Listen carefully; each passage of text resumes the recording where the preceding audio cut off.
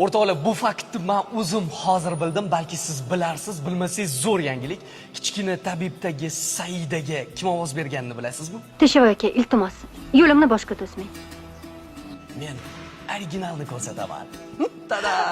Bu men edim. Unda ancha tovushim nozikroq edi va shu joyda bilasizmi, qaysi sahnani esladim? Mana shu ikkinchi qavatda dublyaj jarayonida o'sha basseynda rahmatli Murod Rajabov bilan Karim Mirhadiyevning sahnasi bor. Keyin u yugurib chiqadi, "Dada, u jinni, unga ishonmang! Dada!"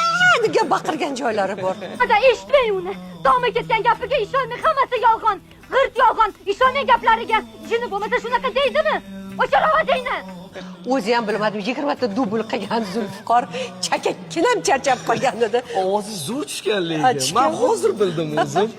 Saidaga men tovush berganman, chunki Saidani men yaxshi bilaman.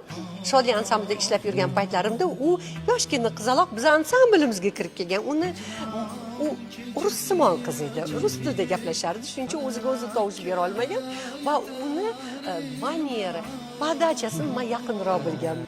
O'zbekistonda va Qozog'istonda xizmat ko'rsatgan artist Ra'no Zokirova ovoz bergan ekanlar. Rahmat ustoz. Sog' bo'ling. One PC O'zbekistondagi eng katta kompyuter do'koni.